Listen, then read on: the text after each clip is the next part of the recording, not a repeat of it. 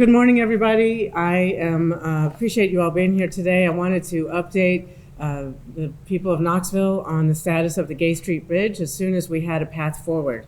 So first, I want to thank everyone in our community for your patience. Last June 25th, it came as a shock and surprise to all of us that TDOT safety engineers said the bridge was not safe and we had to close it immediately. This was something that was unexpected and very difficult for all of us to deal with who use that bridge regularly, including myself and other members of our community. So we have been working since that day to evaluate how to repair the bridge and how we could reopen it.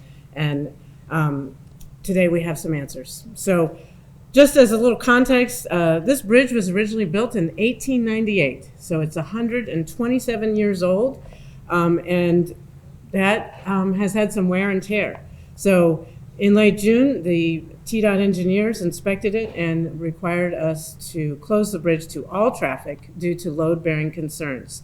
And every day since then, my office is right up here. I look out at that bridge every day, and I know, it's sad to see that there's nobody on it. And so we have been working since that day to try to know what the repairs are so we could reopen it. I've learned a lot about structural engineering in that time, and one thing I've learned is that this bridge that was built in 1898 did not include redundancy, the way modern bridges are built. So that means if one element fails, the whole bridge collapses and it could be catastrophic and have mortal consequences. So just as an illustration for that wear and tear that happened since 1898, here's a nut that is cracked. You can see this is from 127 years of load bearing. And of course, this bridge built in 1898. Nobody had cars then. It was like horse and buggies and people walking.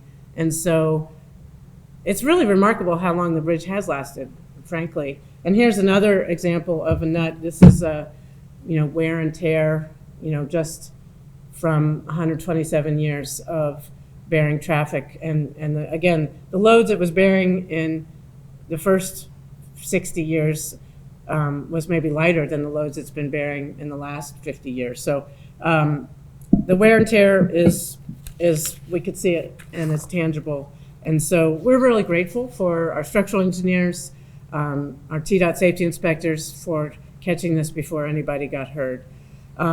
With public safety in mind, we are now aware that the bridge, unfortunately, is never going to be able to resume everyday traffic. This is not something we were hoping we could restore it back to its regular loads, and that is not possible because of the wear and tear after 127 years. We are, however, glad to announce that we do expect to be able to reopen it to pedestrians and cyclists, and after additional load-bearing evaluation and analysis, we also hope to be able to open it to emergency vehicles and the CAT bus on a limited controlled basis with some kind of gate. We don't know exactly how that looks, and we have to, of course, get this all approved through TDOT safety engineers before we move forward.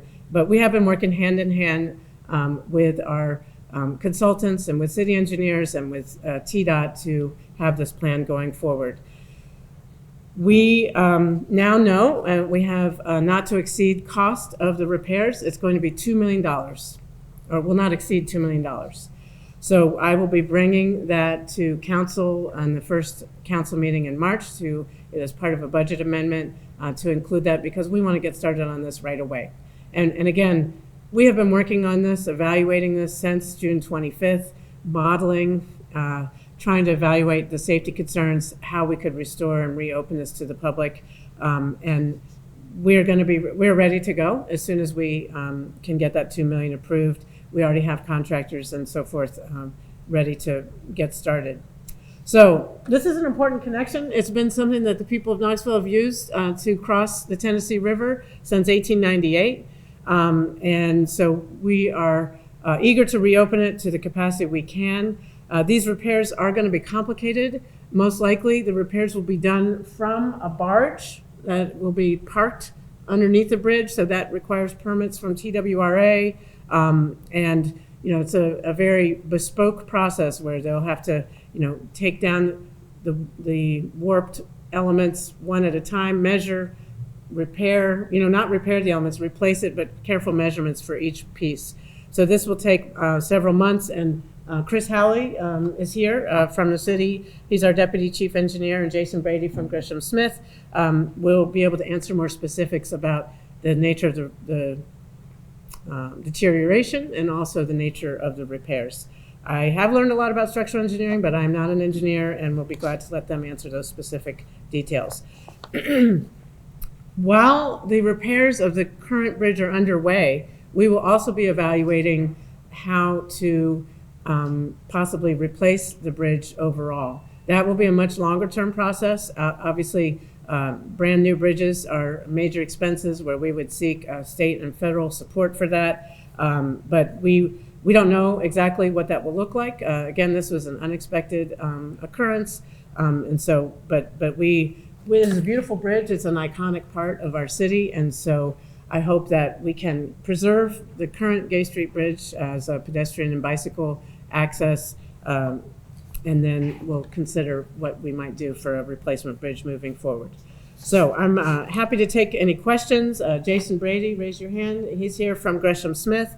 And Chris Howley, please raise your hand. He's here from the City of Knoxville Engineering Department. And Vice Mayor Smith, he's here. He represents South Knoxville and has been very engaged with community members, as have I, who are most immediately affected by the closure of this bridge. They've been wondering when it could reopen, and now, although it's not restoring it to the amount of traffic it used to have, safety comes first, and we do now have a plan to reopen it to pedestrians and bicyclists. We hope to get this done by the end of this calendar year or early 2026, which sounds like a long time, but we do have a plan, and I'm glad that we have more certainty going forward. Any questions? Does this change any plans for the other pedestrian bridge that was approved earlier this year? No. The RAISE grant is specifically, very intentionally, for a site that was selected, over 15 years ago. That site has been picked very specifically and evaluated. And when you get federal and state dollars towards a project, you don't get to pick and choose how to spend it. You have to spend it for the purposes for which you received it. So that pedestrian bridge that's further west on the river, further downriver, is moving forward. This does not affect that in any way. Was the damage, is the problem with rebuilding it for regular vehicular traffic that it can't be done, or that it would be prohibitively expensive? I'll let Chris Howley answer that one. It's that it would be prohibitively expensive. At the end of the day, in 2001 to 2004, we did a bridge rehabilitation project, and it largely just was the deck of the bridge. To do any repairs to the arches themselves, replacement or anything like that in kind, it would require you to take the deck off, which $2001 is $16 million, and to start replacing arches.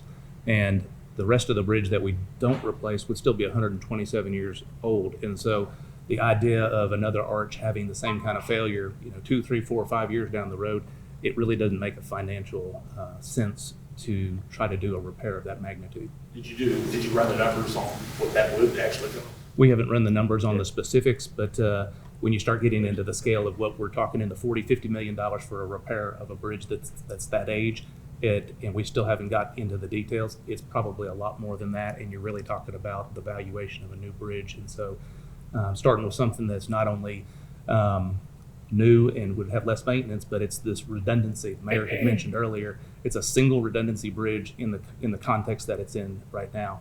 A replacement bridge would not have single redundancy, it would be dual redundancy. So if something went wrong, there'd be an opportunity to repair it without a failure of the bridge. So it's kind of it's served its life. A typical life of a bridge like that is in the 70 to 80 year window. We're at 127 years. So we've bought time with a lot of these projects that we've done to rehab it in the past, and we're just at a point where that's not practical at this point in time.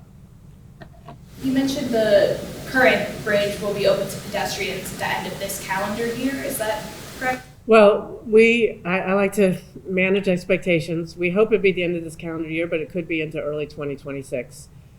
When will people be able to hear a little bit more as that process moves along about when it's going to open? That is what we know. That's what you're hearing, like the end of 2026, end of 2025, early 2026. That's the best information we have at this time. If it's going to be later or sooner, hopefully sooner, we'll be sharing that as soon as we have it. We have a web page dedicated to the Gay Street Bridge where we're going to be sharing these updates that we're sharing with you right now. And as soon as, whenever we have new information, we will post it there and share it with the media. How can people engage with the process of the new bridge that you've announced? The pedestrian bridge? Sorry, the replacement bridge. Oh, well, that again is going to be a longer term process. We don't even have, we haven't even taken the first steps. We want to first do what we can to repair the existing bridge and open it up to the amount of loads that is still safe for it to take. And considerations of replacement bridges, we will engage the public. That's going to probably be something that we worked with TPO, and again, we'll need federal and state funding. So all the regular processes will have to, we'll have to go through that so the public can engage with that all along. But again, that's something that will take years to evaluate and consider and fund. Is there an extension on the estimate of the lifespan, or an estimate on the extended lifespan? Once we reduce, since it's going to not have motorized vehicles on it, how long will it last? You want to tackle that one? Sure.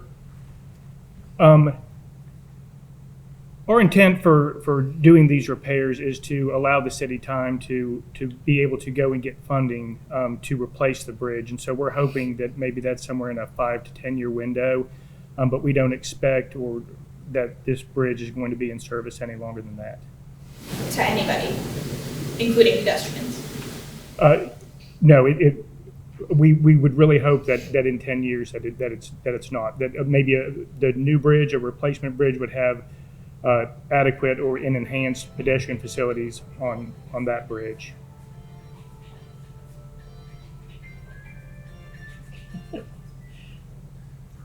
Would you mind restating that for us? Yeah. I'm sorry, but just going again, you said that in 5 to 10 years' time, this bridge would not even be usable for pedestrians. Is that what you were saying? We don't think so at this time. That's our intent of doing these repairs is to buy ourselves a little bit of time, and we're thinking maybe that's 5 to 10 years to give the city enough time to get a replacement bridge planned and get funding for that bridge planned. But no, the idea of this lasting longer than that is not really what we're doing these repairs for. Well, and in our conversations with TDOT, I mean, they have been annually inspecting this bridge. That's the normal course of business, and they have said that they're going forward, they would expect it more frequently, maybe every 6 months or more as needed. So we want to make sure it's safe. That's top concern. And, but we think that with these repairs that cost $2 million, that we'll be able to reopen it to pedestrians and bicyclists and emergency vehicles, for up to 10 years, maybe longer, but it buys us some time, as he said, to consider what to do for a longer term solution. Mayor, you mentioned the safety is first aspect and how they might move to 6-month inspections. How can maybe somebody from engineering talk through how within the year of time that the bridge wasn't inspected, something happened to cause this level of damage? Okay, Chris, you want to field that? To tell you exactly what happened in that window of time, it's actually an every other year process. They have started in more recent years doing this more frequent inspection because of the age of the bridge. It's not common amongst other bridges throughout the community. But to tell you exactly what happened, we don't really know that information.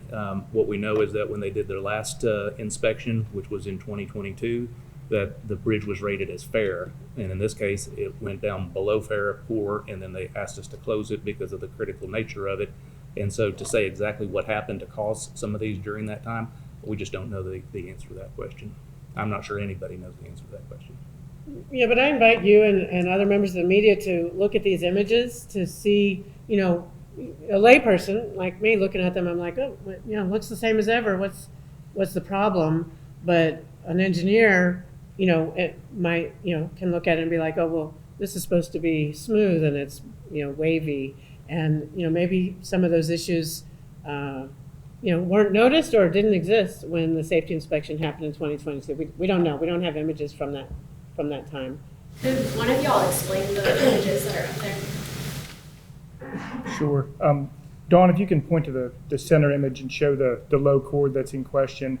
So this low chord, it may be tough to see from a distance, but it's designed to be in a straight line, and it is not. It has buckled, so it's got kind of a wavy shape to it. It's not supposed to look like that, and so. Where we point to the waves? Yeah, it's The waves? like right. Is there? You can kind of see how it's straight right here, and then you can kind of see how it's buckled laterally this way. It's right here. And then in the picture to the left of that, what happens is this starts to move as it puts additional pressure on the lacing bars. You can see in that picture where that lacing bar, they should be nice and flat. And then the one in the center is obviously distorted. And so that's part of our repair, is getting in there, taking off those lacing bars one at a time and replacing them with good new metal. And then for the member that is showing the signs of distress, putting in additional shoring over to the other side, which is continuing to remain in a straight line, and so that they're sharing the load better. That's the idea of the repair. And that's also that buckling is the nature of the need to close the bridge. Just a question of clarification. The long-term plan is to replace the bridge. Is that correct? Well, we're going to evaluate that and see, what the traffic needs are and that sort of thing. So, yeah, I think that's an important connection, and I think that the people of South Knoxville have grown accustomed to that. Exactly what that looks like remains to be seen. But yes, I think that's an important connection that we need to maintain. And again, we have a lot of questions to answer on that. We don't have a fixed plan yet. Is the city still seeking $100,000 at council next week for the contract with Gresham Smith? Yes, that is on the schedule. That's on the agenda for next week. So council, Vice Mayor Smith is here. Obviously, council members are very concerned about this closed bridge, and I think that they'll be happy that we're able to move forward, even though it's not a 50 or 100-year solution. It does sound like it's a 10-year solution. And what does that addition cover? The contract. What does that 100,000 contract cover? It basically will help cover the when the construction begins and we have a contractor out there working. We need experts to monitor the work that they've done, and Gresham has those experts on their staff, and they'll be the ones to do those inspections to make sure that things are done properly. Another engineering question. Given its current state, I know that they closed it in June. How long could it have gone, or was it in imminent danger of collapse? Or is that can you determine that? I don't think we have an answer to that. No, we cannot determine that. We just know that it doesn't look like it should. It's really hard to measure catastrophes that don't happen. But I am really grateful for our safety inspections. Like, you don't want to be, the mayor that didn't stop traffic on a bridge because it might have collapsed. So we don't know when or if it might have been a catastrophic failure, but we know that we're addressing it now. We have time for one more question. For the people who rely on the bridge and will continue to need another valve to release the pressure in South Knoxville, is the city going to do anything else in the meantime of when conversations of the new bridge? Well, we've already taken some measures to improve traffic flow on Chapman Highway. We're working closely with TDOT to improve some safety measures on the Henley Bridge. And we have a lot of projects going on Chapman Highway for improved safety, for pedestrian crossings, for automatic traffic signal improvements. So there's a lot of work going on Chapman. We also, of course, have the James White Parkway Bridge, Alcoa Highway Bridge. So I think that, as inconvenience, as big of an inconvenience as it has been, people have found a way since June 25th to navigate that. And we want to make sure that the extra loads going to other locations, are done as safely as possible. So there's a lot of projects in place, particularly for Chapman Highway, and obviously Alcoa Highway is an ongoing, state TDOT project. So I'm confident that people can get around the city, not necessarily the way they have the last 127 years, but there are other ways. We're a city. We have many connections. We want to fix this connection. It's not going to be the way it was before, but we are going to restore that connection to the best we possibly can. Can I just add one thing to that, Yeah. Mayor? Thank you. There's been, over the past year, I've been able to listen as the mayor and talk to a lot of people who live in South Knoxville and rely on all the bridges. And so I support all the bridges and want them to all be open as much as possible. But there's two things that have been made clear. One is people will like that bridge for its practical use and for its iconic design. So I think to the mayor's point, whatever new bridge emerges a decade down the road needs to retain that kind of iconic nature. The second thing is if we can't have it and it's not safe the way it is now, let's reopen it to what we can, particularly Sevier Avenue merchants. All of those businesses along Sevier Avenue are the lifeblood of that corridor, and they have asked us, if at all possible, please make it open to pedestrians. And so there is a scenario where another mayor or another decision can be made of just keeping it closed, period. But that's not what has been decided, and I'm glad the mayor's acting quickly. And so that's why the $2 million will immediately impact all of the city, but most pointedly the people who rely on foot and pedestrian traffic for their business. And so I'm excited about the good news of that. If there's any silver lining, it's that those businesses will have people coming to and from them from downtown in a year's time. Thanks. All right, thank you all very much.